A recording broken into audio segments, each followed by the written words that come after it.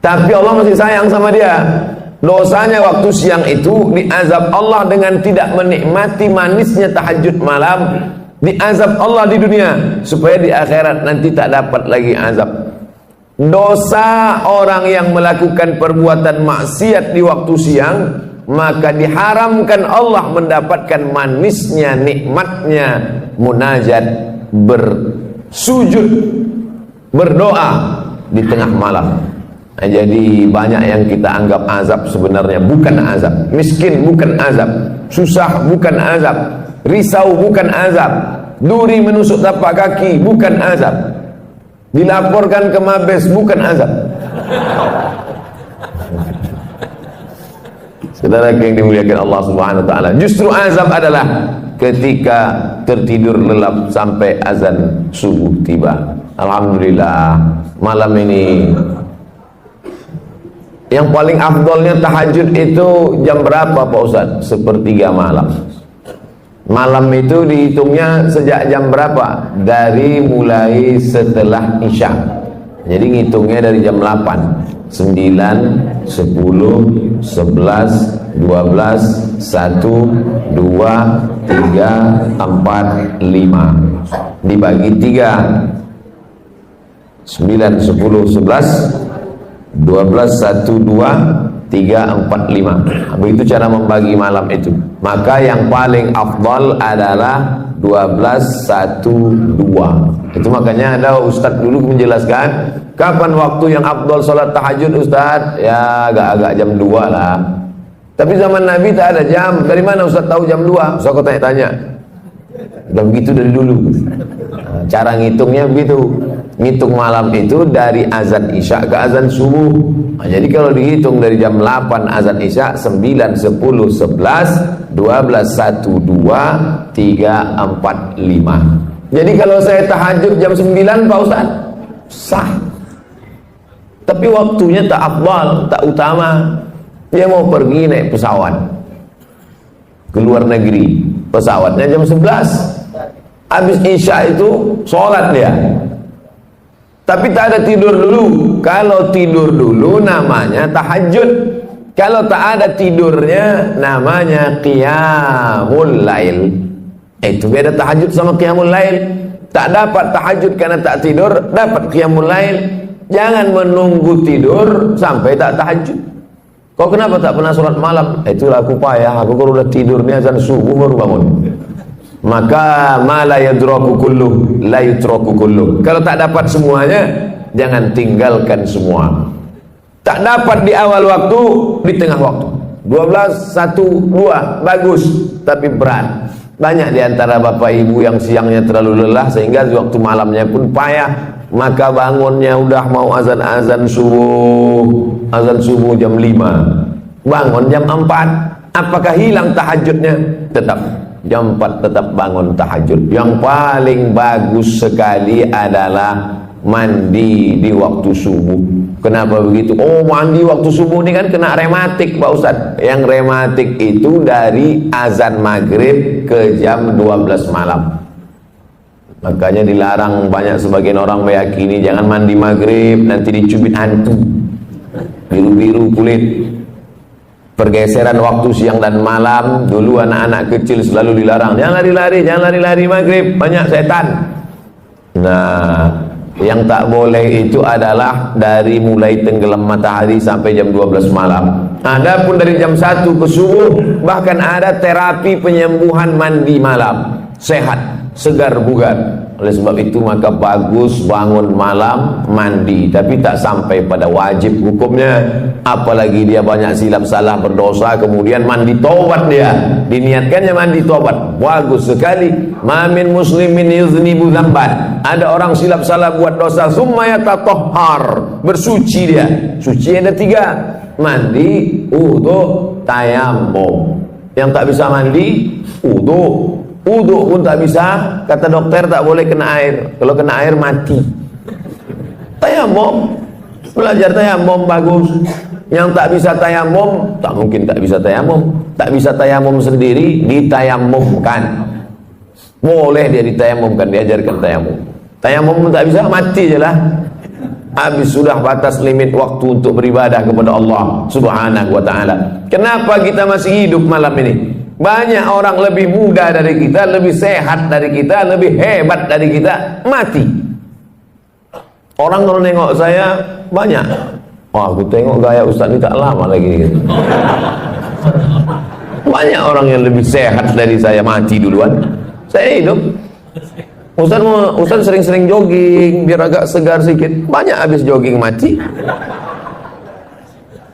Tapi jangan takut jogging gara-gara ini. Yang olahraga tetap. Kita sehat hidup hari ini bukan karena olahraga. Kita hidup ini bukan karena rajin check up. Kita hidup ini bukan alladzi khalaqal mauta. Allah yang menciptakan mati wal hayata. Allah menciptakan hidup dan mati. Untuk apa dibuat Allah ada hidup ada mati? Liyabluwakum ayyukum ahsanu amala. Allah ingin menguji siapa yang paling baik amal. Jadi kita masih hidup subuh ini, jangan sampai salah jawab. Pak, kenapa Bapak masih hidup sampai sekarang? Saya ini rajin jaga 4 sehat 5 sempurna. Banyak orang makannya sehat, dijaganya betul. Bapak makan ini takut kolesterol, Bapak makan ini takut darah tinggi, Bapak makan ini takut gula darah. Menguap mati.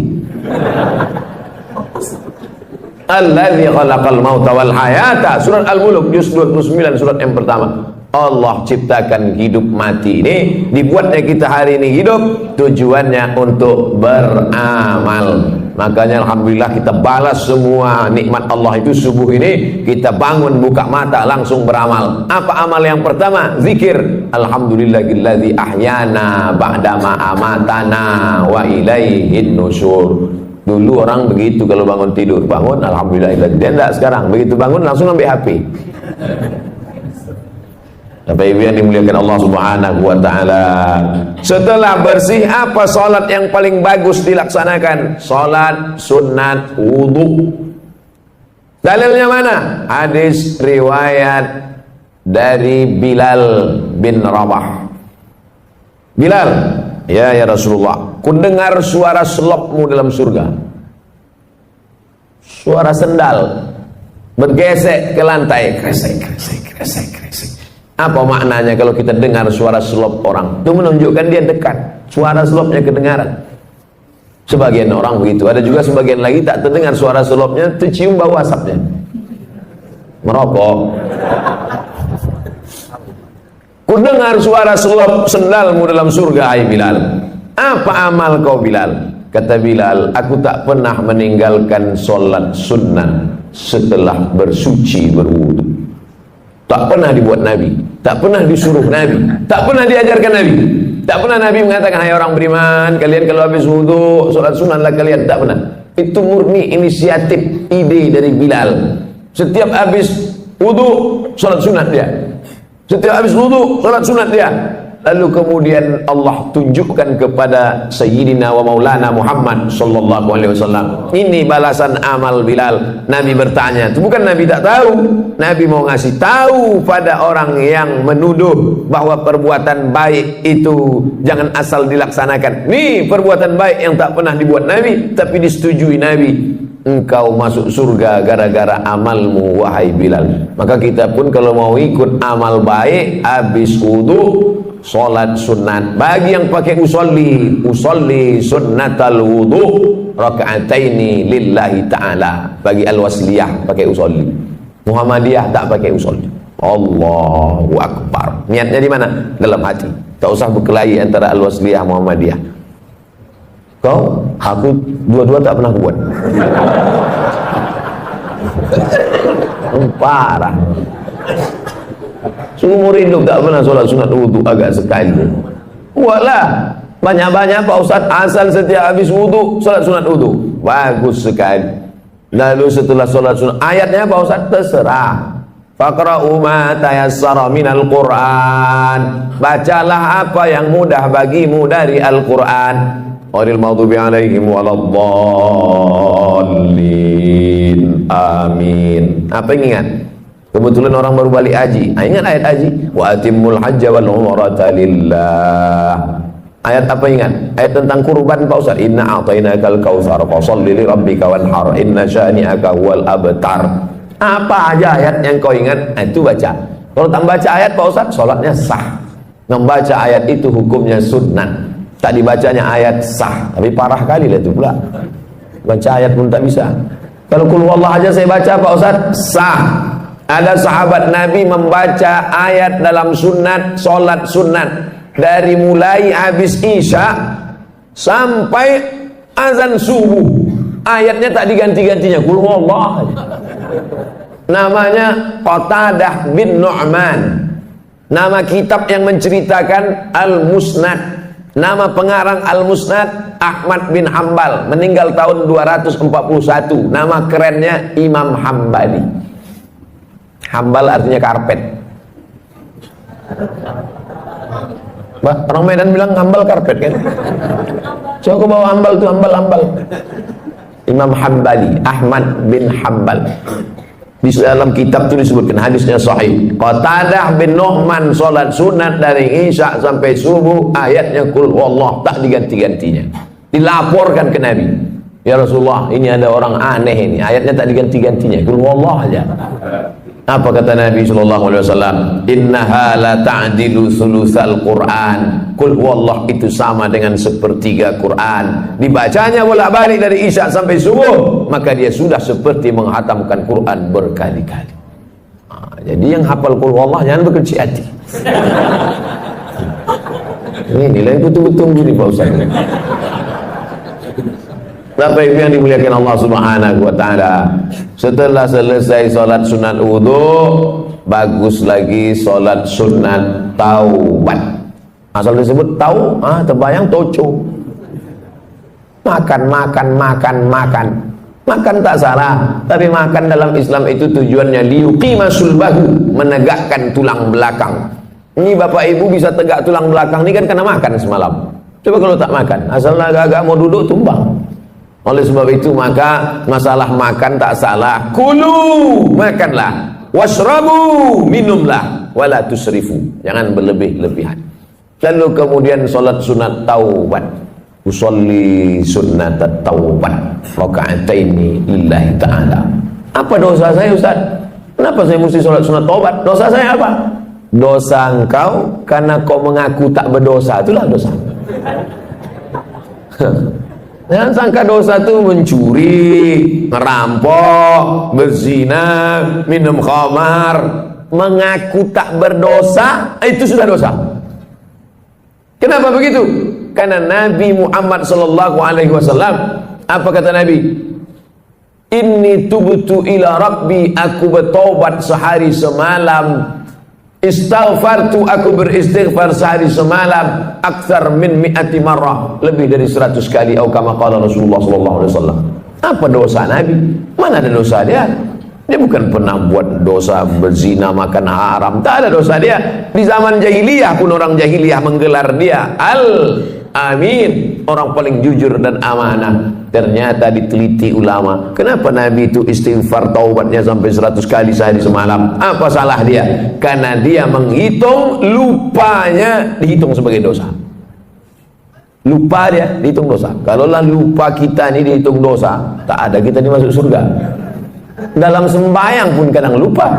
Allahu Akbar, nampak kunci dalam laci. Fawailul lil musallin. Kata siapa? Kata imam. Ayat yang kedua, rakaat kedua tadi. Alam tara kaifa fa'ala rabbuka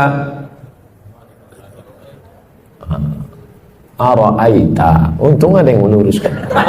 Ini tak selamanya Ustaz itu betul. Jangan Ustaz itu salah, diteruskan juga ayat dia. Ara'aita allazi yukadzibu biddin. Tahukah kau siapa yang mendustakan agama? Bukan orang yang minum khamar. Orang mendustakan agama bukan orang korupsi. Siapa orang mendustakan agama? Ara'aita allazi yukadzibu biddin fadzalika allazi yad'ul yatim. Kalau ada orang rajin puasa sunat, bolak-balik haji ke Makkah, tapi anak yatim tak bayar uang sekolah, dia diam, itulah orang mendustakan agama. Fadzalika allazi yad'ul yatim wala ya'uddu ala ta'amil miskin. Saya baru dapat video anak kecil bersandar di dinding, digeser sama petugas, jatuh, mati dalam kelaparan. Pengamen, gembel, meninggal dalam kelaparan, tak makan. Siapa yang bertanggung jawab? Dituntut di hadapan Allah Subhanahu wa taala. Walaupun ibadahnya bolak-balik ke Makkah, walaupun haji dan umrahnya banyak. Siapa itu? Fadzalikal ladzi yad'ul yatim. Itulah mengapa Abu Bakar, Umar, malam-malam Umar bin Khattab keliling. Umar bin Khattab malam-malam keliling. Didengarnya suara mak-mak memasak. Klontang-klonteng, ditengoknya yang dimasak batu. Kenapa kau masak batu? Anakku menangis. Ku suruh diam, dia tak diam. Tadi aku pura-pura masak biar supaya dia itu tidur. Celaka Umar bin Khattab itu khalifah dia, tapi kami tak dapat ini sembako. Tidak sembako, gandum. Pergi Umar bin Khattab ke Baitul Mal, diambilnya gandum, dimasukkannya ke dalam goni, dipikulnya sendiri, dia sendiri mengantarkan. Nih, kenapa tak disuruhnya stafnya, staf tolong kau pikulkan gandum dak? Dia takut dituntut di hadapan Allah Subhanahu wa taala. Berjalan lagi Umar bin Khattab di suatu malam, belusukan dia tengah malam, didengarnya ada suara ibu-ibu menyuruh anak gadisnya membungkus air susu kambing. Bungkus nak, bungkus. Ya mak, bungkus cepat sikit, besok kita jual. Ya, kau campur sikit pakai air. Campur pakai air. Kenapa kita campur pakai air? Nanti kalau tahu Umar bin Khattab, mana dia tahu, dia sedang tidur di rumah. Umar bin Khattab sedang nguping. Ditandai Umar bin Khattab rumah. Umar bin Khattab tak tahu. Umar bin Khattab tak tahu mak, tapi Allah melihat. Siapa yang sedang menengok perbuatan kita ini? Dia. La ta'khudhuhu sinatun wala naum. Ditandai Umar bin Khattab rumah. Itu rumah. Besok disuruhnya utusan, kau cari rumah di sekian gang sekian, cari anak gadisnya, mau kita pinang. Untuk anak dia, bukan untuk dia. Itu beda Umar dulu sama Umar sekarang. Yang namanya Pak Umar yang tersinggung pula. Itu singgung, sakit hati, lapor juga ke polisi. Payah kali lah ceramah ini sekarang. Begitulah orang-orang yang merasa tak berdosa, ternyata kalau dihitung dosa menurut Nabi Muhammad SAW, ditengok dosa menurut Umar bin Khattab, dosa yang sekarang kalian tengok sebesar ujung rambut, di zaman sahabat Nabi menengok itu sebesar bukit Uhud. Dosa yang kalian tengok sekarang sebesar ujung rambut, di zaman Nabi sebesar bukit Uhud. Begitulah orang sekarang menyepelekan dosa. Kau kan berdosa. Alah, tak banyak kali, tetangga kita lebih parah dari itu. Menyepelekan dosa. Dosa besar, dosa kecil, bukan ditengok dosanya, tapi di hadapan siapa dosa itu dilakukan. Bukan ditengok besar kecil dosa, tapi di mana dan di hadapan siapa dilakukan. Ngupil, maaf cakap, ngupil, ngorek tai hidung. Mana pula dosa? Carilah ayat Quran yang melarang ngorek hidung. Tak ada. Tapi coba kalau dilakukan di istana negara, diliput 10 stasiun TV live. Diundang ke istana, dapat penghargaan, pas sedang duduk-duduk ngupil. Semua TV, RCTI, SCTV, MNC TV, TVRI, semua live. Itu jadi berita besar apa tak besar? Besar. Semua orang menengok. Kalau perbuatan kecil ditengok orang banyak menjadi besar, bagaimana dengan perbuatan kita yang disaksikan oleh yang maha besar? Oleh sebab itu maka jangan pernah menyepelekan yang kecil. Inti yang ingin saya sampaikan, jangan sampai merasa tak berdosa. Kita ini banyak silap, banyak salah. Apa dosa saya? Apa dosa saya? Apa silap saya? Saat kau merasa tak bersalah, tak bersilap, tak berdosa, saat itu engkau adalah orang paling banyak berbuat silap, salah dan dosa. Yang paling afdal sholat sunnah taubat. Yang sudah melaksanakan alhamdulillah, yang belum besok malam mudah-mudahan masih hidup lagi. Setelah sholat sunat taubat, ini mesti nih Pak Ustaz, namanya juga sunat. Ini kan cerita kita ini sunat, bukan wajib. Kalau perintahnya kuat, wajib. Kalau tidak kuat, sunat. Larangannya kuat, haram. Larangannya tak kuat, makruh. Tak disuruh, tak dilarang, mubah. Nah, ini 5 kotak ini jangan digeser-geser. Perintahnya kuat, wajib. Tak kuat, sunat. Larangannya kuat, haram. Kurang kuat, makruh. Tak disuruh, tak dilarang, mubah. Jangan digeser. Yang sunat dinaikkan ke wajib, yang makruh dinaikkan ke haram. Sesak napas orang. Udah diatur itu semua sama ulama fikih. Nama ilmunya fikih. Orang yang paham fikih itu disebut faqih. Itu tuan faqih itu. Apa arti faqih itu? Entahlah, dari dulu dah gitu. Siapa tanya-tanya. Nama ilmunya fikih. Nama orang yang berilmu tentang fikih itu namanya faqih. Jamaknya fuqaha. Sudah begitu menurut para ulama fuqaha. Ya. Kata Ustaz itu tadi fuqaha. Iya, fuqaha. Fuqaha itu apa? Ya, ulama-ulama juga lah. Ada ulama tafsir, ada ulama hadis, ada ulama fikih. Jamaknya fuqaha. Setelah sholat sunat taubat, sholat sunat tahajud. Usolli sunnat tahajud raka'ataini lillahi ta'ala. Sholatul laili masna masna. Sholat malam itu 2 rakaat salam, 2 rakaat salam, 2 rakaat salam, 2 rakaat salam. Berapa rakaat Pak Ustaz? Nabi Muhammad SAW 8 rakaat. Saya tak sanggup Pak Ustaz 8 rakaat. Jadi kalau saya buat 2 rakaat, jadilah daripada tidak sama sekali. 2 rakaat. Ada orang-orang dulu pernah membuat 2 rakaat nih Pak Ustaz. Ada. Utsman bin Affan pernah buat 2 rakaat. Rakaat pertama 15 juz. Rakaat kedua 15 juz. Kalau rakaatnya banyak, ayatnya pendek-pendek. Siapa itu? Anaknya cerita. Nama anaknya Abdullah. Nama ayahnya Ahmad. Abdullah bin Ahmad. Nama atuknya Hambal. Abdullah bin Ahmad bin Hambal. Abdullah, ya, ayah kau ulama besar. Oh, imam mazhab. Mazhab yang ketiga, paling tua, Hanafi. Nomor 2 Maliki. Nomor 3 Syafi'i. Nomor 4 Hambali. Ayahnya imam mazhab yang keempat di Baghdad, Irak. Ayah kau ulama besar. Ulama besar, hebat. Berapa rakaat sembahyang malamnya? 300 rakaat. 300 rakaat. Sebelum masuk penjara. Begitu masuk penjara disiksa, sakit. Keluar dari penjara 150 rakaat. Imam Ahmad bin Hanbal. Kita berapa rakaat? 8 rakaat. Itu pun ayatnya sehembus napas. Saking kencangnya tak ingat. Nauzubillah. Jadi membandingkan diri kita ini dengan ulama. Ada ulama namanya Sajjad. Sajjad artinya orang banyak sujud. Maka disebut dia dengan Imam As-Sajjad. Namanya Ali. Nama atuknya Ali juga.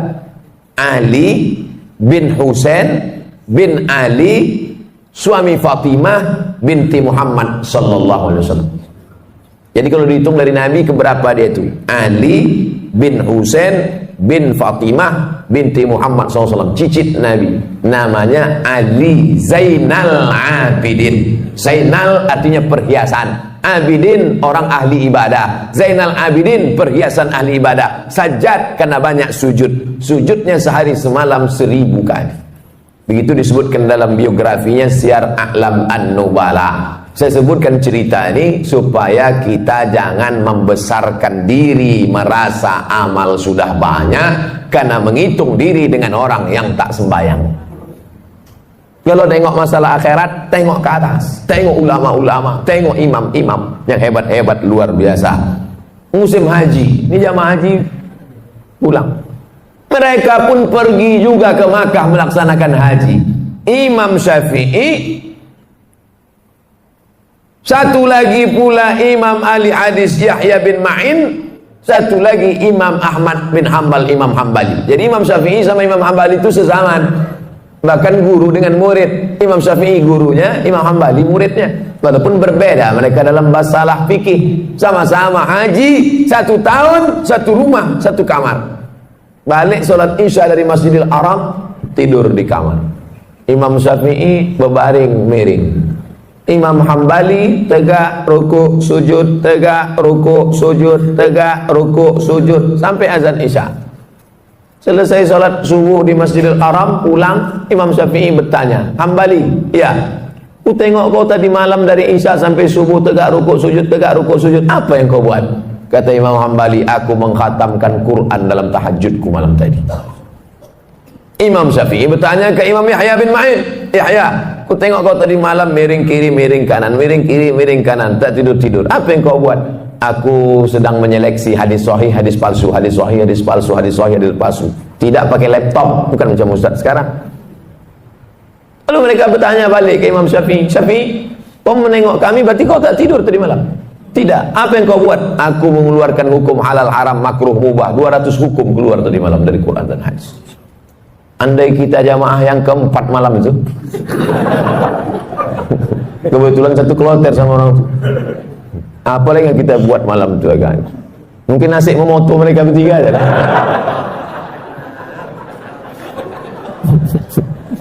Begitulah kita kalau dibandingkan ulama salaf.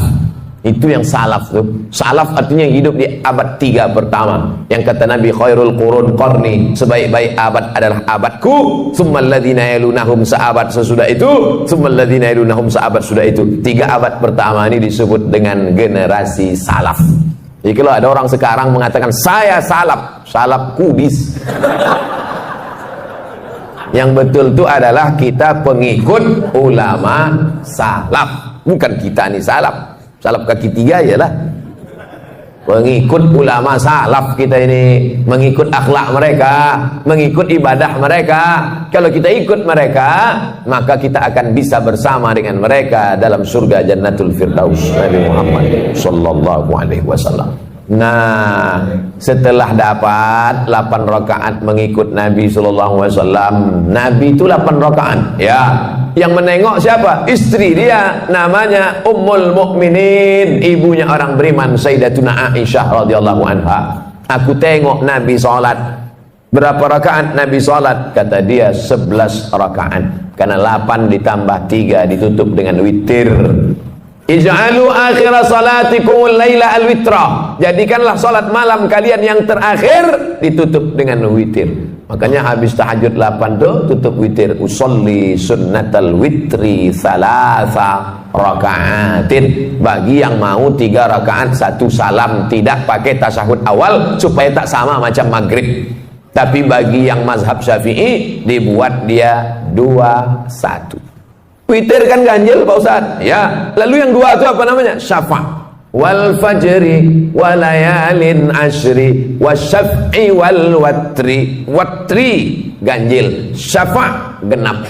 Jadi sholat 2 rakaat dulu. Usolli sunnata syaf'i ma'al witri. Aku sholat syafa' 2 rakaat sepaket dengan witir lillahi ta'ala. Habis itu baru sholat witir 1 rakaat. Dia masih 3. Pilihlah. Masjid ini kemarin waktu bulan Ramadan witirnya 21 atau 3 rakaat 1 salam.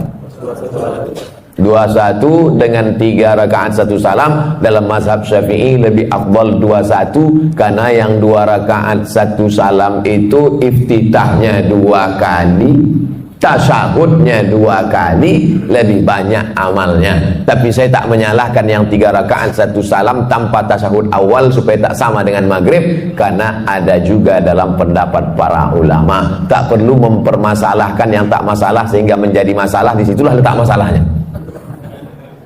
Nah, habis witir, sholat hajatnya kapan Pak Ustaz? Kalau mau sholat hajat bisa sebelum tahajud tadi atau di sela-sela dari tahajud ke witir. Yang penting setelah habis witir tutup selesai. Waktu menjelang azan subuh, apa yang perlu kita lakukan? Wabil ashari hum yastaghfirun. Paling bagus di waktu sahur menjelang azan subuh, banyak-banyak beristighfar. Ambil tasbih, istighfar. Astaghfirullahaladzim, astaghfirullahaladzim, astaghfirullahaladzim. Tasbih-tasbih yang tergantung di kaca spion itu cabutlah. Udah lama betul mobil itu bertasbih dah. Jangan sampai mobil itu masuk surga, awak masuk neraka. Cabutlah, cabut. Besok cabut. Astaghfirullahaladzim, astaghfirullah. Man lazimal istighfar, siapa yang memperbanyak istighfar, Tiga balasan orang banyak istighfar. Ja'alallahu lahu min kulli dhiqin makhraja. Kesempitan hidupnya dikasih Allah kelapangan. Wa min kulli hammin faraja. Kesusahannya diberikan Allah kesenangan. Wa razaqahu min haitsu la yahtasib. Dikasih Allah rezeki dari jalan yang tak disangka-sangka. Hati susah senang bukan karena harta, karena banyak orang kaya raya mati bunuh diri karena hatinya sempit. Orang yang disempitkan Allah dadanya, dipendekkan Allah pandangan matanya, sejengkal saja dia menengok dunia, mudah stres, depresi. Angka bunuh diri terbesar di dunia bukan di Indonesia, bukan karena PHK, bukan karena tak ada kesempatan kerja, bukan karena miskin rakyat jelata. Angka bunuh diri terbesar di dunia di Eropa dan Amerika yang kaya raya. Kenapa? Stres, depresi. Mereka pakai mobil mewah, pakai baby Benz, pakai BMW, kena penyakit insomnia, tak bisa tidur malam. Orang kita naik sudah kok tidur sampai ke Simpang Marendal, padahal mau belanja ke Simpang Limun. Bayangkan itu. Bapak ibu pikir tidur ini masalah sepele. Berapa banyak orang kaya tak bisa tidur, makan pil tidur. Betul tak ceritanya? Oleh sebab itu kalau ada kawan tertidur, diamkan aja. Itu dia sedang dalam nikmat yang besar. Bapak ibu yang dimuliakan Allah subhanahu wa ta'ala. Oleh sebab itu maka Allah ta'ala beri kelapangan hati kepada Nabi Musa alaihi salam dalam doanya, Rabbi syrahli, lapangkan dada ni ya Allah, karena dunia ini penuh dengan masalah. Nabi Muhammad SAW juga dilapangkan Allah dadanya. Apa kata Allah? Alam nasyrah laka, minta kelapangan hati. Kalau cerita masalah sempit sekarang ini, saya yang paling sempit hati saya. Saya sedang dilaporkan. Tapi karena didoakan oleh para jamaah, terutama yang paling banyak mendoakan saya, inilah panitia masjid subuh nih. Ya Allah, kami sudah memasang tenda di belakang semua. Kalau sampailah Ustaz dulu stres tak bisa ceramah, hancurlah program kami. Bapak ibu yang dimuliakan Allah subhanahu wa ta'ala, dengan berzikir, bersolat, bertasbih, beristighfar bukan berarti manusia tidak menghadapi masalah, karena dunia tempat masalah. Tapi dengan berzikir, bertasbih, beristighfar adalah merubah cara kita menghadapi masalah. Allah berikan kelapangan hati, Allah berikan kesabaran, Allah berikan. Banyak orang-orang soleh itu mati di tiang gantungan. Siapa contohnya? Tonton film Umar Mukhtar, pejuang dari Libya yang menggantungnya Mussolini. Said Qutb meninggal di tiang gantungan. Pagi-pagi pas mau dia digantung itu, malam tuh mimpi dia menengok Nabi Muhammad sallallahu alaihi wasallam. Cerita tentang dia mau digantung malamnya jumpa Nabi itu diceritakan dalam ceramah ulama besar dari Mesir namanya Syekh Abdul Hamid Kishi. Syekh Abdul Hamid Kishi. Pas mau digantung pagi itu tersenyum dia. Nampaknya tiang gantungan itu macam tangan bidadari sedang melampai. Tak sabar dia mau mati menghadap Allah Subhanahu wa ta'ala. Bukan macam orang-orang stres yang mau disuntik mati, ketakutan, ada permintaan macam-macam. Kau mati ini mau minta apa? Lontong sayur gitu. Saudara yang dimuliakan Allah Subhanahu wa ta'ala, hidup ini hanya tempat persinggahan sejenak dalam perjalanan panjang sementara sampai ke tujuan. Hidup ini tak sampai seperti setengah sayap nyamuk. Bukan sayap pesawat, sayap nyamuk. Hidup ini hanya setetes. Kalau dapat jangan sombong, karena yang kau dapat cuma setetes. Yang kaya raya, yang pejabat, yang hebat, cuma setetes. Yang tak dapat pun jangan terlalu sedih, karena yang tak dapat itu pun cuma setetes. Kita semua akan mati menghadap Allah. Apa yang akan dibawa? Berjumpalah ulama yang populer, yang masyhur, yang punya banyak jamaah, ulama fikih, dengan ulama yang tak terkenal, ulama mastur yang tak dikenal masyhur, ulama tasawuf. Meninggal ulama fikih yang populer, yang terkenal, yang viral, yang masyhur, yang hebat, yang punya jabatan itu, mimpi berjumpa ulama tasawuf. Apalah yang kau dapat di akhirat dengan kepopuleran, dengan jabatanmu, dengan kehebatan namamu itu? Diambilnya debu, ditiupnya di tapak tangan. Itulah follower.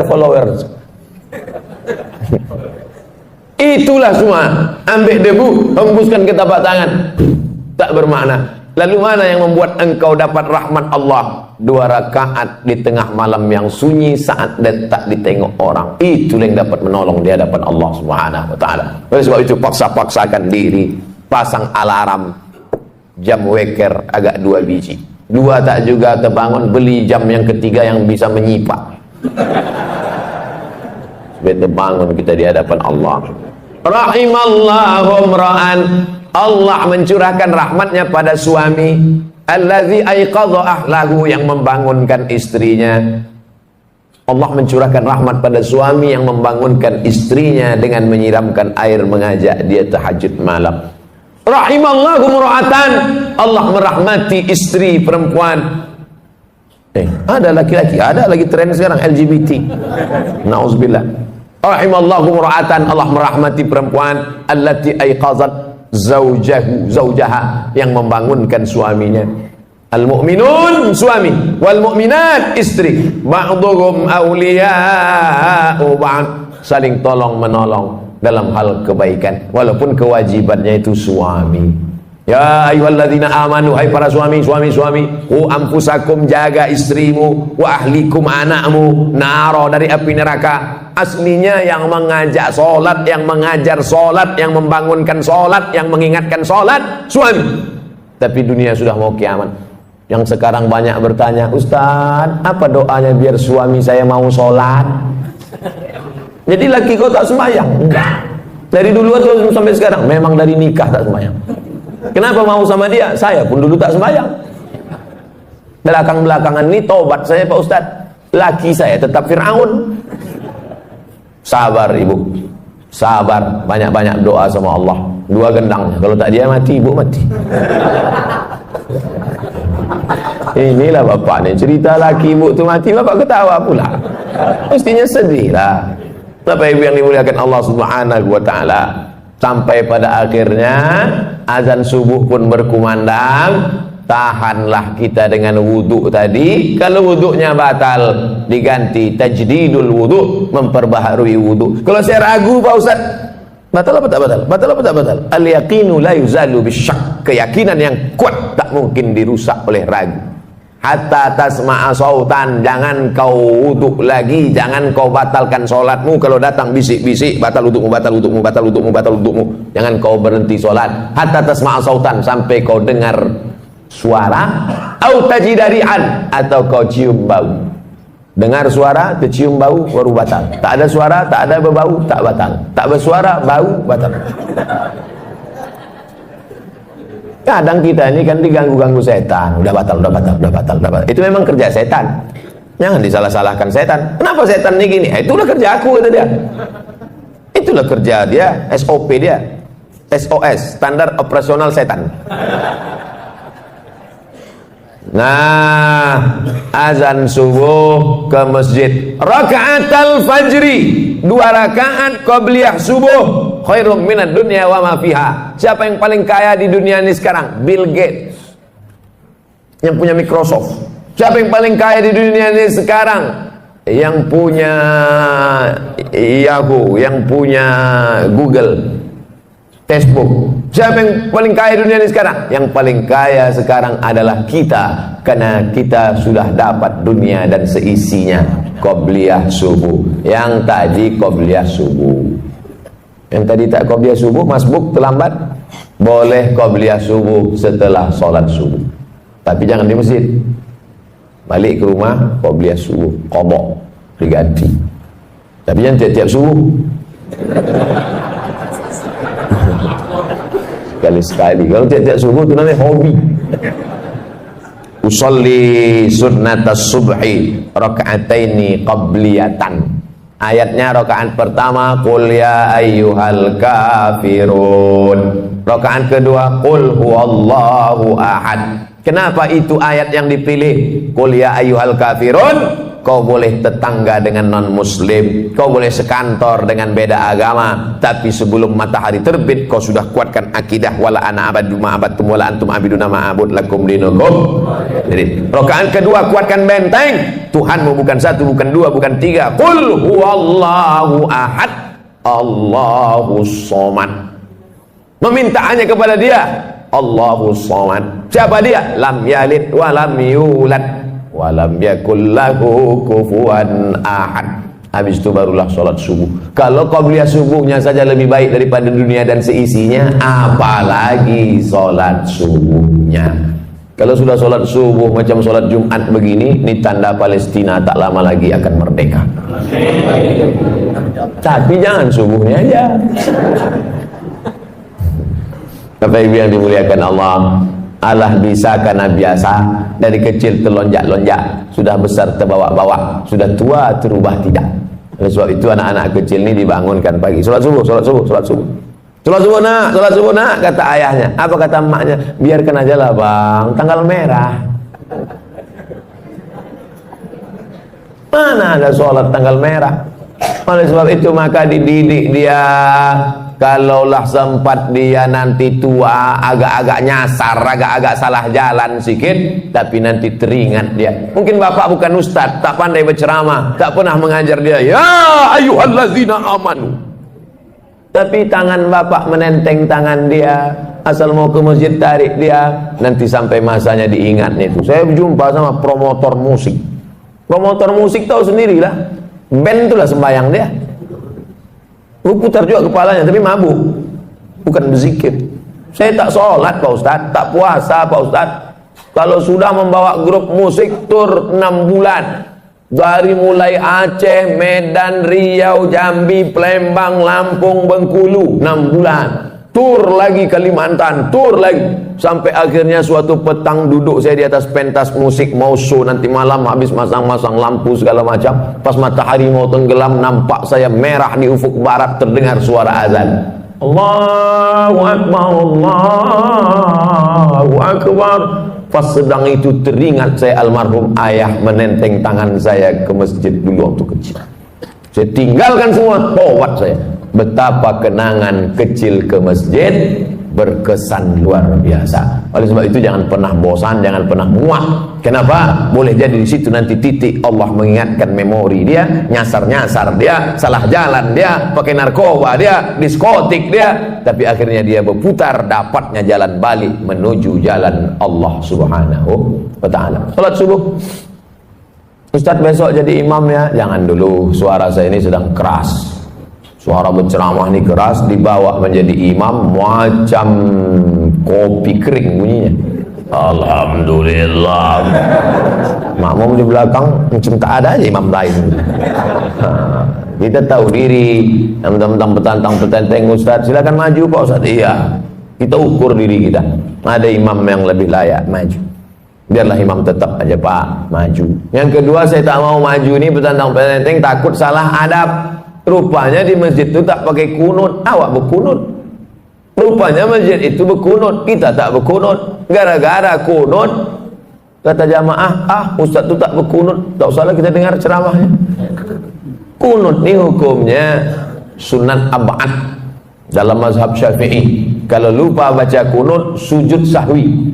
Imamnya lupa, sujud sahwi. Makmumnya ikut sujud.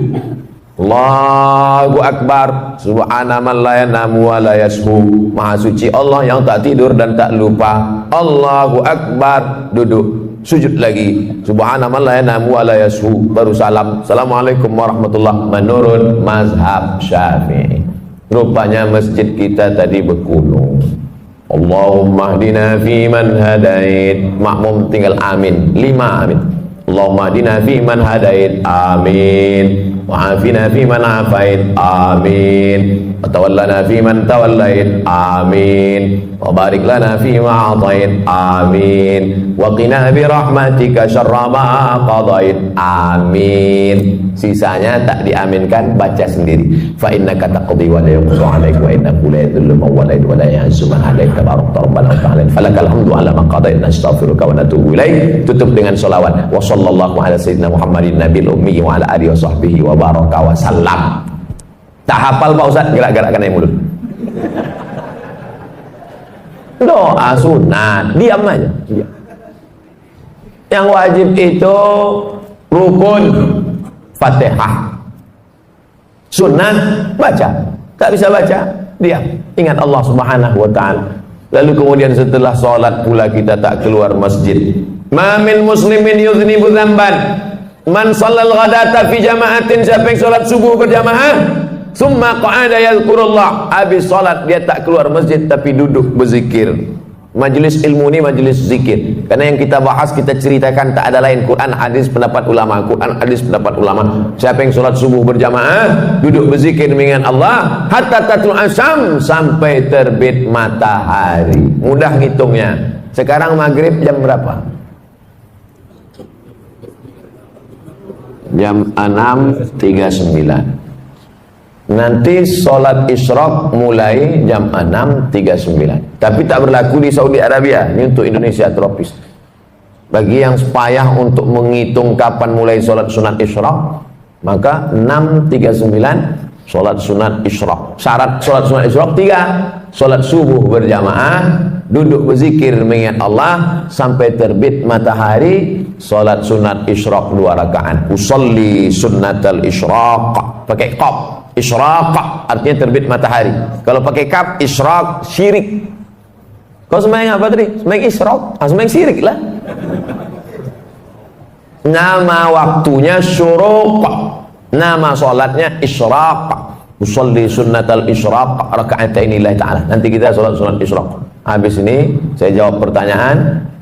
Sholat sunat isyraq 2 rakaat. Hadis riwayat Tirmidzi, status hadis hasan, layak diamalkan. Siapa yang sholat subuh berjamaah duduk berzikir mengingat Allah sampai terbit matahari, sholat sunat isyraq 2 rakaat, apa pahalanya? Kanat lagu ka ajri hajjatin wa umrah, dapat pahala macam haji dan umrah. Tamah, sempurna.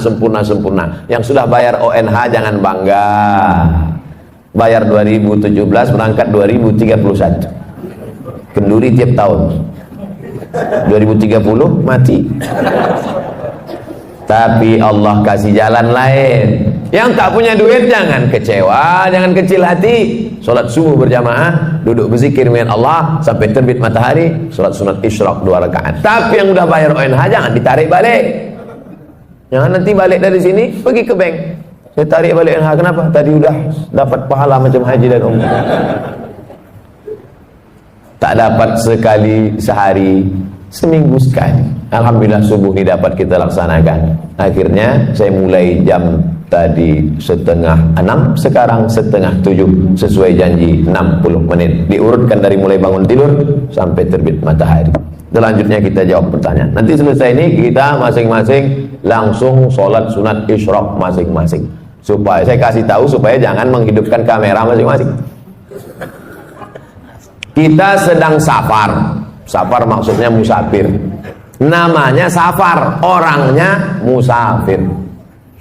Ketika masuk masjid, masuk waktu sholat maghrib, apakah bisa kita berimam sholat maghrib seperti biasa, tidak jamak qashar, setelahnya baru kita menjamak qashar? Ya, Allahu Akbar, Allahu Akbar. Mobil pun, kendaraan pun masuk ke masjid. Halaman masjid maksudnya, bukan dalam masjid. Banyak sekarang orang kalau musafir itu, habis itu pergi balik, rupanya numpang kencing aja. Sholat maghrib dia, maka bapak dan ibu ikut sholat maghrib sama si imam tuh niatnya jamak qashar, jamak takdim. Setelah salam dia tegak. Kalau sendirian, qomat sendirian. Kalau kebetulan rombongan, angkat satu jadi imam.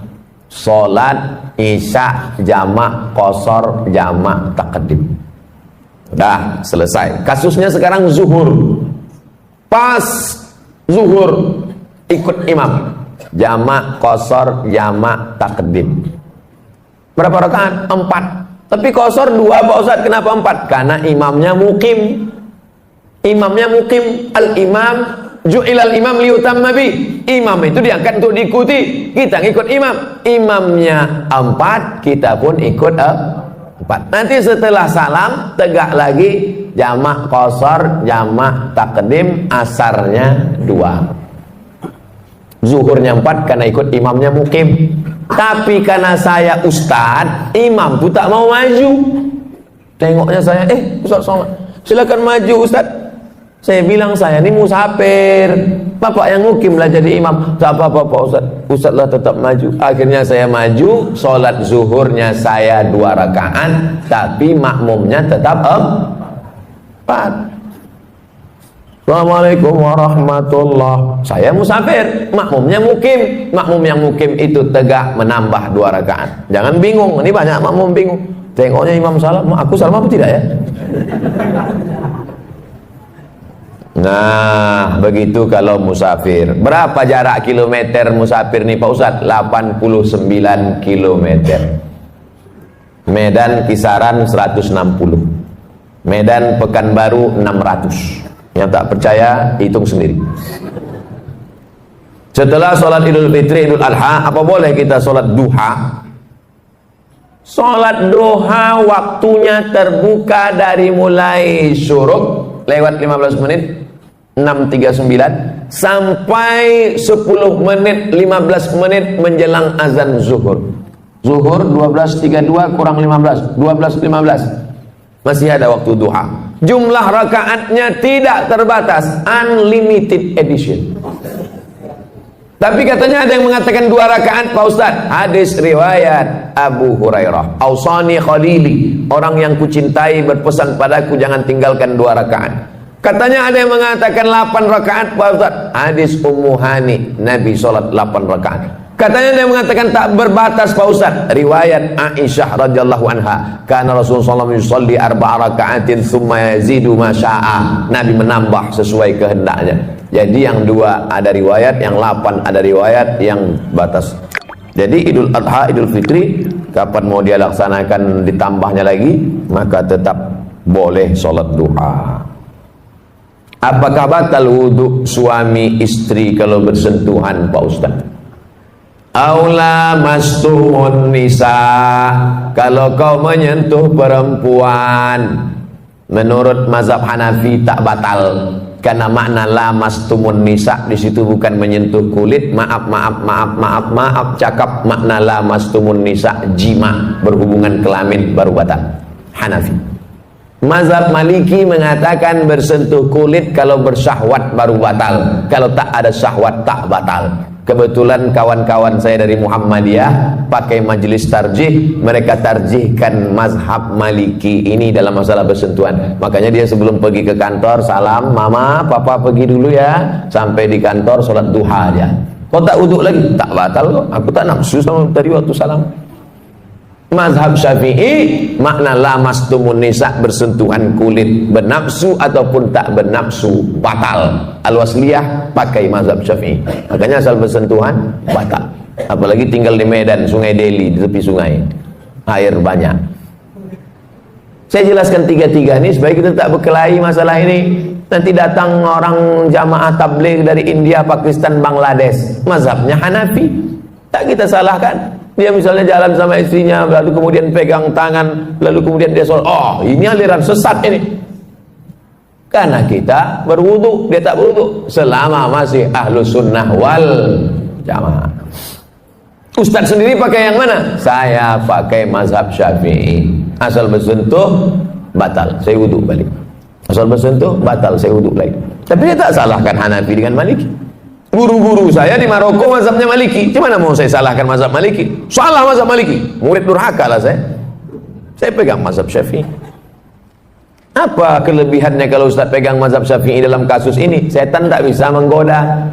Habis salaman, saya wuduk lagi. Datang setan, wuduk kau batal, wuduk kau batal, wuduk kau batal. Enggak, aku dah habis sembahyang. Tapi kalau tak wuduk lagi, wuduk kau batal karena tadi kau nafsu. Tidak, ada sikit gitu. Semoga Pak Ustadz dirahmati Allah, amin. Pak Ustadz, saya ibu rumah tangga, umur 52 tahun. Bagaimana cara menjaga istiqomah? Sering-sering ziarah kubur. Apalagi yang suka ke mall, sering-sering nengok ziarah kubur. Pergi ke tempat belanja, shopping, mengejar dunia. Mau itu, mau ini, mau itu, mau ini. Sampai tas kulit, baju, 3 lemari. Mati, habis diambil bini abang tu yang baru. Tapi kalau kita mengingat mati, secukupnya hidup bersahaja. Adapun kelebihan duit, berikan, bayarkan sekolah anak yatim, kasih makan fakir miskin, membuat kita istiqomah. Sering-sering menengok orang sakit, sering-sering menengok orang mati, sering-sering mengingat mati, hidupkan pengajian-pengajian. Siapapun ustadz yang berceramah ke masjid ini, datang, duduk, diam, dengar. Ngantuk-ngantuk sikit, diampunkan Allah SWT. Apa hukum menyambut tahun baru Pak Ustadz? Tahun baru Hijriah sepakat ulama diawali pada masa pemerintahan Umar bin Khattab. Ketika itu gubernur namanya Abu Musa al-Ash'ari berkirim surat, malu kita tak punya kalender. Akhirnya bermusyawarah sahabat, ditetapkanlah 1 Muharram sebagai tahun baru Islam, Hijrah namanya. Adapun Masehi, kita baru pakai kalender Masehi sejak Republik Indonesia ikut anggota PBB. Dulu nama kalendernya itu kalender Julian, karena Julian itu adalah kaisar Romawi yang membuat kalender Julian.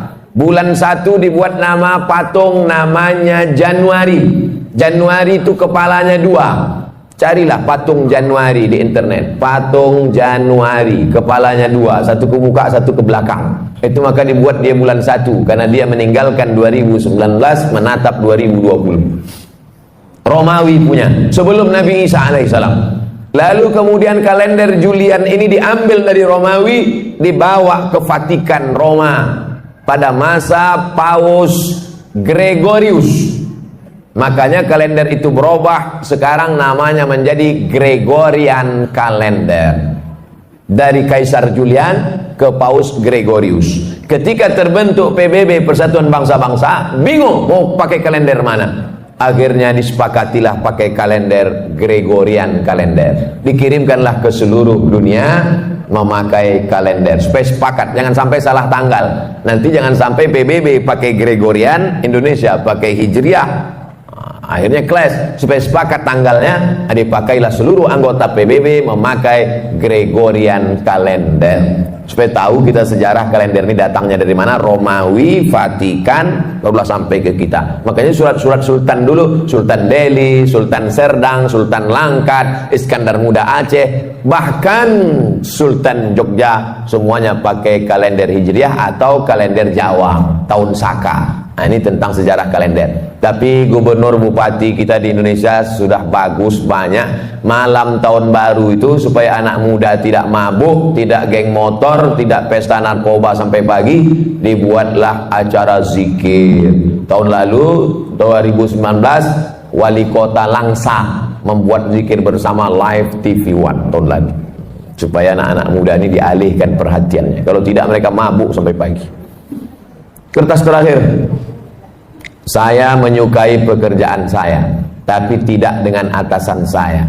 Berdasarkan sumber terpercaya, terkesan tak bertanggung jawab dan berkhianat. Bagaimana sikap yang disukai Allah yang harus saya lakukan dalam menghadapi pemimpin yang munafik seperti ini, Pak Ustaz? Man ra'a minkum mungkaran. Kalau kau menengok kemungkaran, munafik, zalim, aniaya, berarti dia mungkar. Kalau kau tengok kemungkaran di depan matamu, apa yang kau lakukan? Falyughayyirhu biyadihi, robah dengan tangan. Kalau sanggup dengan tangan, robah. Tak sanggup merubah dengan tangan, fabilisani, dengan lidah. Bercakap, ngomong, sanggup tak? Speak up. Ngomong pun tak sanggup, fabi qalbi, diam dengan hati. Berdoa kepada Allah, mudah-mudahan diganti Allah dengan yang lebih baik. Amin. Wa dzalika adhaful iman, itulah selemah-lemah iman. Sanggup dengan tangan, robah. Tak sanggup dengan tangan, lisan. Tak sanggup dengan lisan, dengan iman dalam hati. Begitu dalam hadis Nabi Muhammad sallallahu alaihi wasallam. Semua sudah ada tuntunannya dalam Quran dan Sunnah. Taraktu fikum amraini, ku tinggalkan tak banyak untuk bekal kalian, kata Nabi, dua saja. Inta masaktum bihima, kalau kamu pegang yang dua ni lan tadillu abada, tak akan sesat untuk selamanya. Al-Quran dan Sunnah Rasulullah. Terus hidupkan kajian-kajian tafsir hadis di masjid di rumah kita. Mudah-mudahan kita selamat dunia dan akhirat.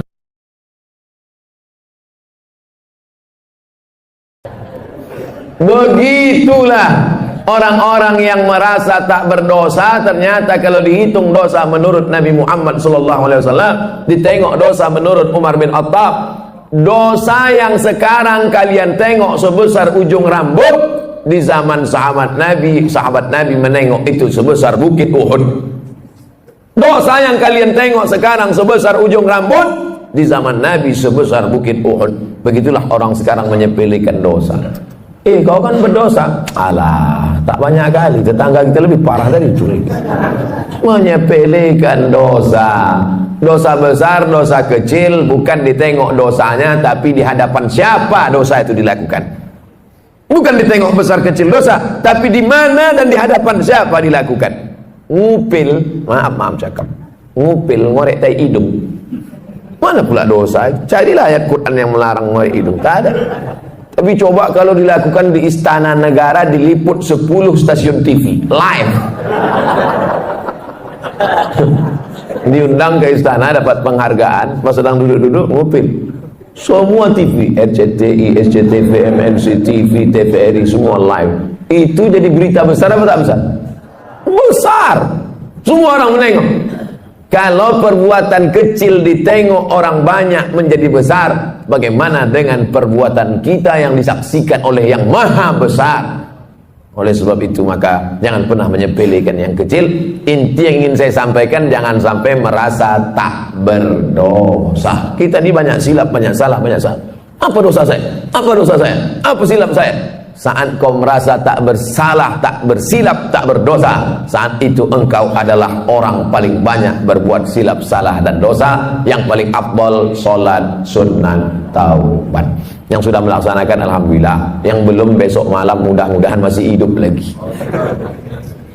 Setelah solat sunat taubat, ini mesti nih Pak Ustaz, namanya juga sunat. Ini kan cerita kita ini sunat, bukan wajib. Kalau perintahnya kuat, wajib. Kalau tidak kuat, sunat. Larangannya kuat, haram. Larangannya tak kuat, makruh. Tak disuruh, tak dilarang, mubah. Nah, ini 5 kotak ini jangan digeser-geser. Perintahnya kuat, wajib. Tak kuat, sunat. Larangannya kuat, haram. Kurang kuat, makruh. Tak disuruh, tak dilarang, mubah. Jangan digeser. Yang sunat dinaikkan ke wajib, yang makruh dinaikkan ke haram. Sesak napas orang.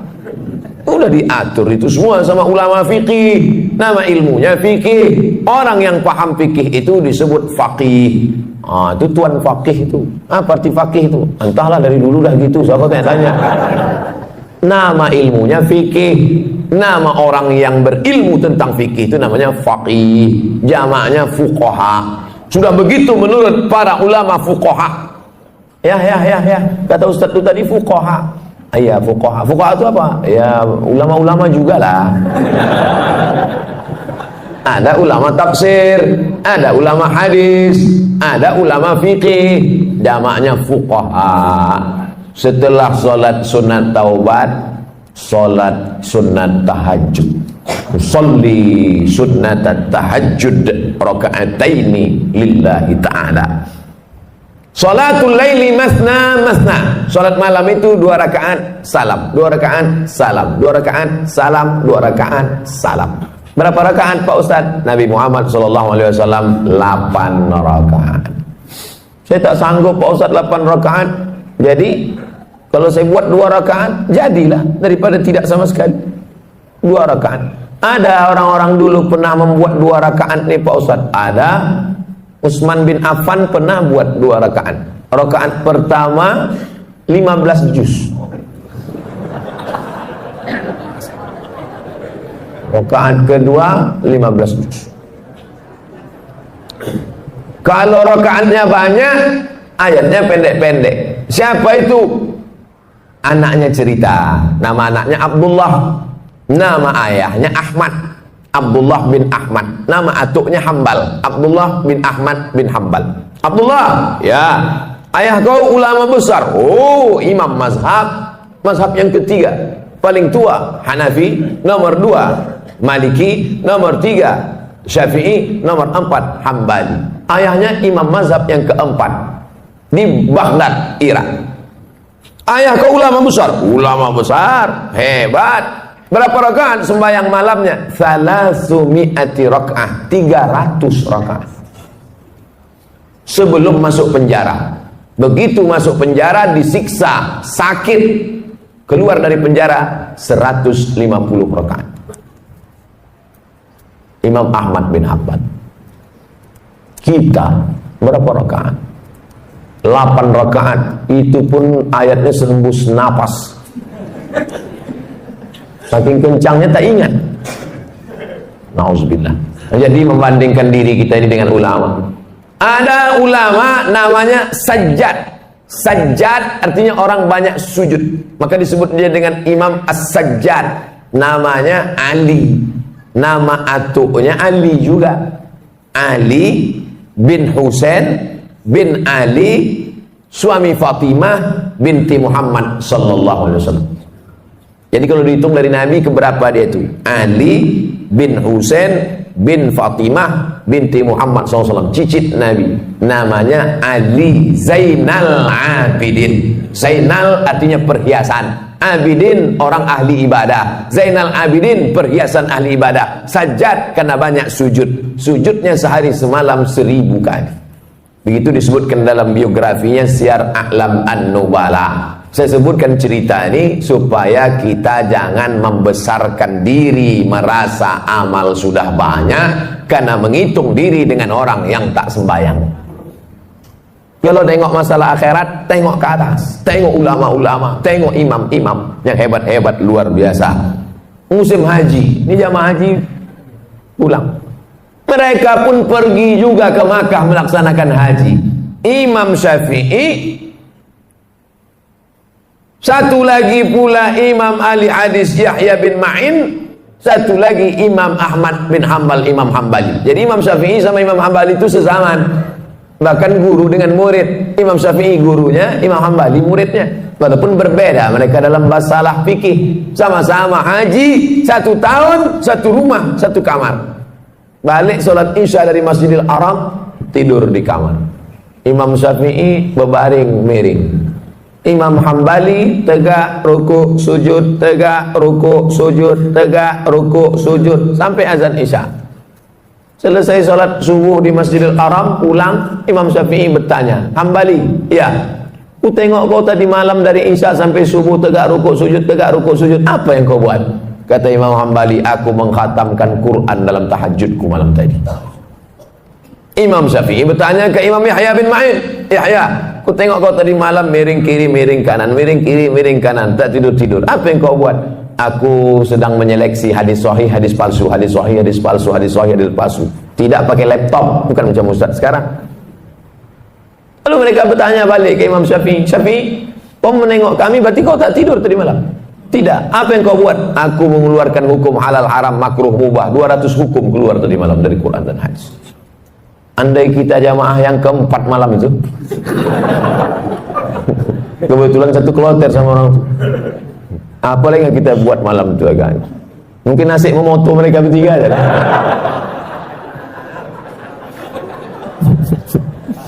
Begitulah kita kalau dibandingkan ulama salaf.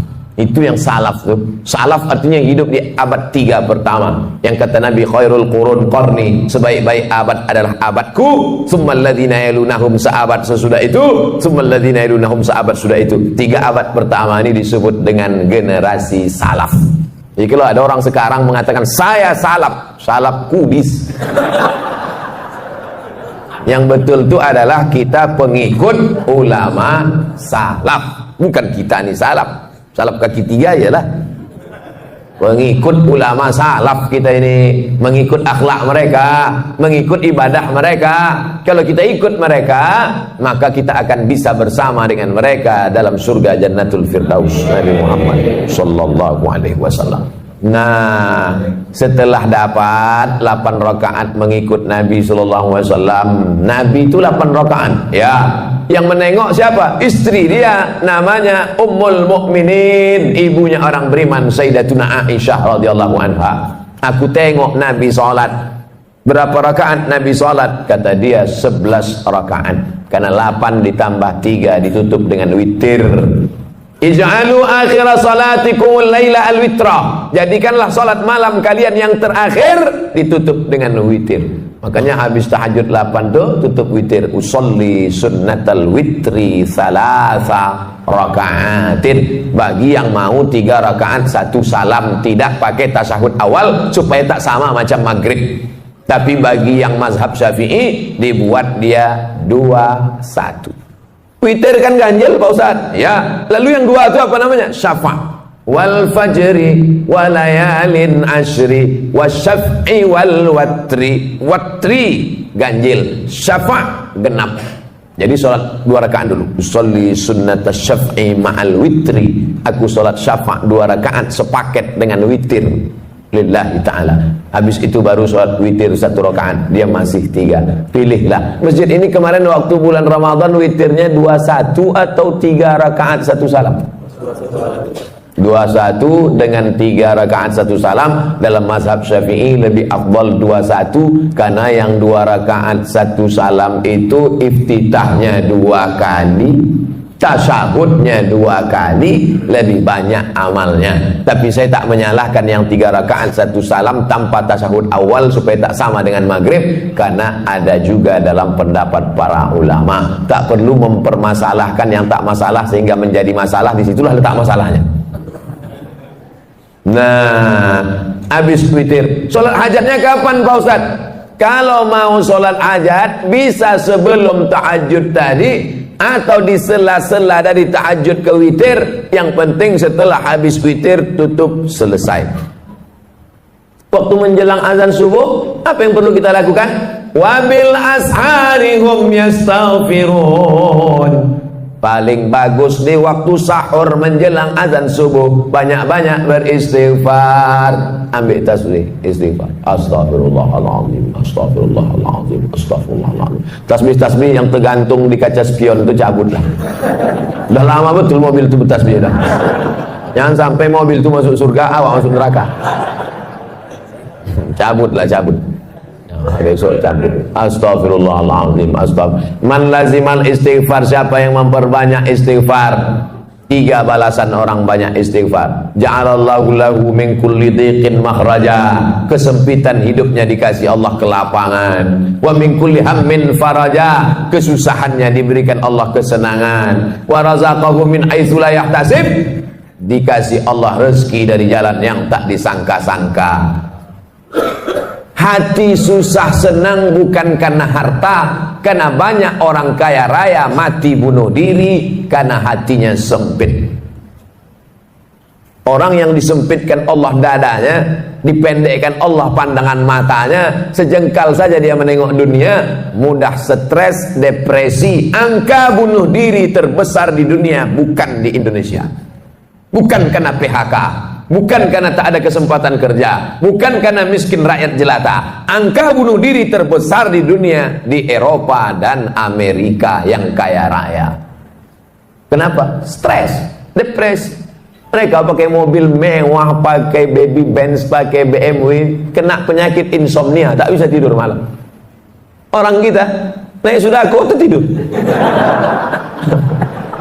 Sampai ke Simpang Marendal, padahal mau belanja ke Simpang Limun. Bayangkan itu. Bapak ibu pikir tidur ini masalah sepele. Berapa banyak orang kaya tak bisa tidur, makan pil tidur. Betul tak cerita? Oleh sebab itu kalau ada kawan tertidur, diamkan aja. Nah, itu dia sedang dalam nikmat yang besar. Bapak ibu yang dimuliakan Allah Subhanahu wa taala. Oleh sebab itu maka Allah Ta'ala beri kelapangan hati kepada Nabi Musa alaihi salam dalam doanya, Rabbi syrahli, lapangkan dada ni ya Allah, karena dunia ini penuh dengan masalah. Nabi Muhammad SAW juga dilapangkan Allah dadanya. Apa kata Allah? Alam nasyrah laka, minta kelapangan hati.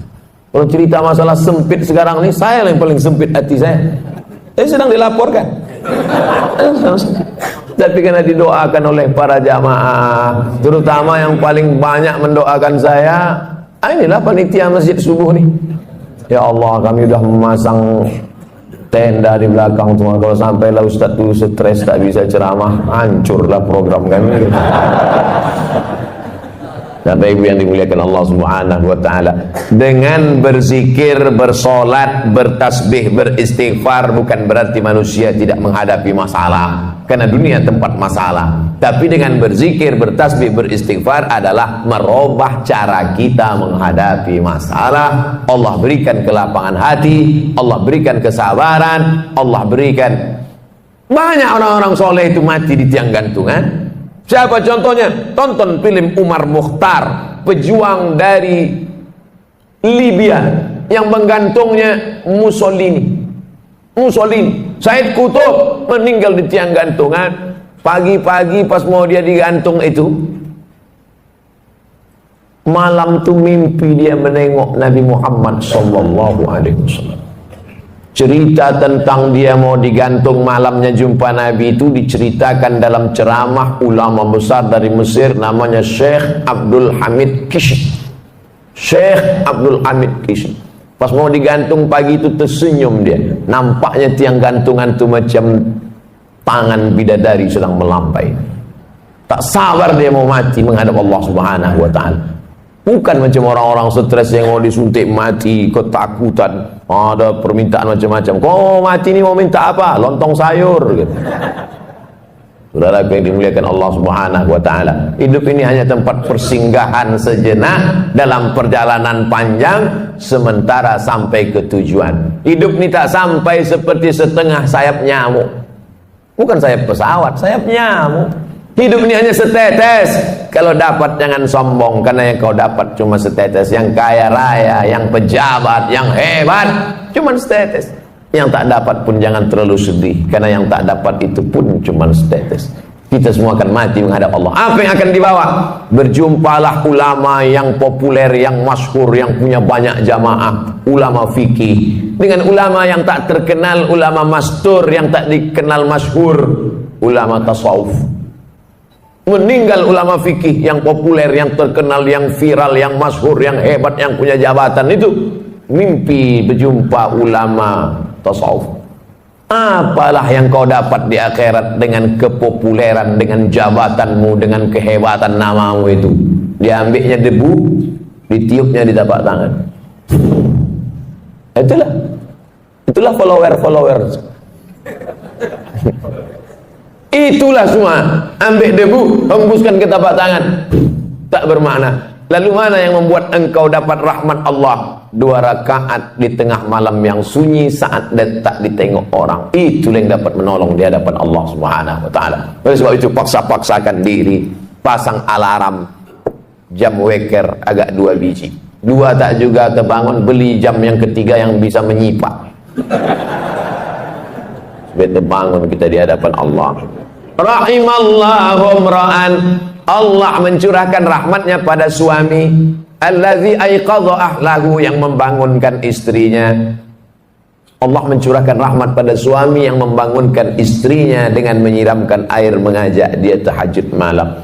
Rahimallahu imra'atan, Allah merahmati istri perempuan. Ada laki-laki, ada lagi tren sekarang LGBT. Nauzubillah. Rahimallahu imra'atan, Allah merahmati perempuan allati aiqazat zaujaha, yang membangunkan suaminya. Al-mu'minun suami, wal mu'minat istri, ba'dhum awliya'u ba'd, saling tolong menolong dalam hal kebaikan, walaupun kewajibannya itu suami. Ya ayyuhalladzina amanu, hai para suami, ku anfusakum, jaga istrimu, wa ahlikum, anakmu, naro, dari api neraka. Aslinya yang mengajak sholat, yang mengajar sholat, yang membangunkan sholat, yang mengingatkan sholat, suami. Tapi dunia sudah mau kiamat. Yang sekarang banyak bertanya, Ustaz, apa doanya biar suami saya mau sholat? Jadi laki kau tak sembahyang? Enggak. Dari dulu atau sampai sekarang? Memang dari nikah tak sembahyang. Kenapa mau sama dia? Saya pun dulu tak sembahyang. Belakang-belakangan ini tobat saya Pak Ustaz. Laki saya tetap Fir'aun. Sabar ibu, sabar, banyak-banyak doa sama Allah. Dua gendangnya, kalau tak dia mati, ibu mati. Inilah bapak nih, cerita laki ibu tu mati, bapak ketawa pula. Pastinya sedih lah. Bapak ibu yang dimuliakan Allah Subhanahu wa ta'ala.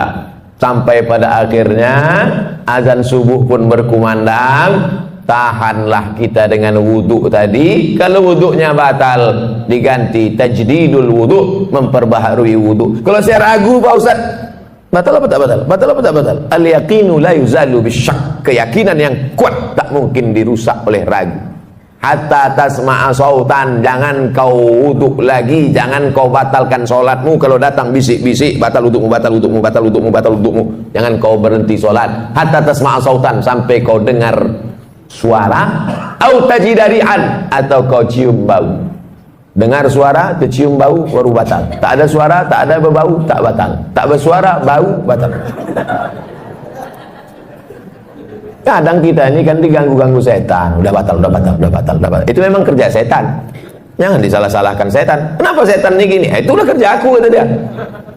Itulah kerja dia, SOP dia. SOS, standar operasional setan. Nah, azan subuh ke masjid. Raka'atul fajri, 2 rakaat qabliyah subuh, khairum minad dunya wa ma fiha. Siapa yang paling kaya di dunia ini sekarang? Bill Gates, yang punya Microsoft. Siapa yang paling kaya di dunia ini sekarang? Yang punya Yahoo, yang punya Google, Facebook. Siapa yang paling kaya dunia ini sekarang? Yang paling kaya sekarang adalah kita, karena kita sudah dapat dunia dan seisinya. Qobliyah subuh. Yang tadi qobliyah subuh. Yang tadi tak qobliyah subuh, masbuk terlambat. Boleh qobliyah subuh setelah sholat subuh, tapi jangan di masjid. Balik ke rumah, qobliyah subuh, qadha, diganti.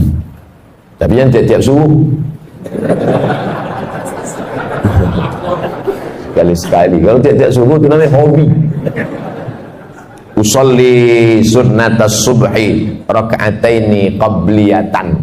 Ayatnya rakaat pertama qul ya ayyuhal kafirun. Rakaat kedua qul huwallahu ahad. Kenapa itu ayat yang dipilih? Qul ya ayyuhal kafirun. Kau boleh tetangga dengan non-muslim, kau boleh sekantor dengan beda agama, tapi sebelum matahari terbit kau sudah kuatkan akidah, wala ana abadu ma abadtum wala antum abiduna ma abud lakum dinukum. Jadi rakaat kedua kuatkan benteng, Tuhanmu bukan satu, bukan dua, bukan tiga. Qul huwallahu ahad, Allahus somad. Meminta hanya kepada dia, Allahus somad. Siapa dia? Lam yalid wa lam yulad walam yakul lahu kufuwan ahad. Habis itu barulah sholat subuh. Kalau qabliyah subuhnya saja lebih baik daripada dunia dan seisinya, apalagi sholat subuhnya. Kalau sudah sholat subuh macam sholat Jumat begini, ini tanda Palestina tak lama lagi akan merdeka. Tapi jangan subuhnya aja. Bapak Ibu yang dimuliakan Allah, Allah bisa karena biasa. Dari kecil terlonjak-lonjak, sudah besar terbawa-bawa, sudah tua terubah tidak. Oleh sebab itu anak-anak kecil ini dibangunkan pagi, sholat subuh, sholat subuh, sholat subuh, sholat subuh nak, kata ayahnya. Apa kata emaknya? Biarkan aja lah bang, tanggal merah. Mana ada sholat tanggal merah? Oleh sebab itu maka dididik dia. Kalaulah sempat dia nanti tua, agak-agak nyasar, agak-agak salah jalan sedikit, tapi nanti teringat dia. Mungkin ada orang menganggap kalau dia sakit berarti dia sedang diazab Allah. Ada orang yang berkeyakinan kalau terbakar, hilang, meninggal itu berarti laknat dari Allah. Ini perlu dibetulkan pemahamannya. Ini keliru, salah. Sakit belum tentu laknat. Justru sakit itu cara Allah untuk menghapuskan dosa-dosa. La yusibul mu'min min nasabin wala wasabin wala saqamin wala syaukin yastaquha. Susah hati, gundah gulana, duri yang menusuk tapak kaki. Itu cara Allah menghapuskan silap, salah dan dosa. Justru yang dianggap laknat itu adalah dalam kitab judulnya Tanbihul Mughtarrin. Tanbih artinya peringatan, Mughtarrin orang yang tertipu. Ada orang-orang tertipu di dunia ini, maka di situ disebutkan nama penulisnya Syekh Abdul Wahab Asy'arani, ulama besar yang hidup di abad ke-10 Hijrah. Apa kata beliau? Orang yang kena azab adalah orang yang tertidur malam sampai tak sempat tahajud. Itu orang yang sedang kena azab. Tak usah ngaku, diam-diam aja. Siapa yang malam ini tak tahajud sampai tertidur, bangunnya menjelang azan subuh, itulah orang yang sedang kena azab atas dosa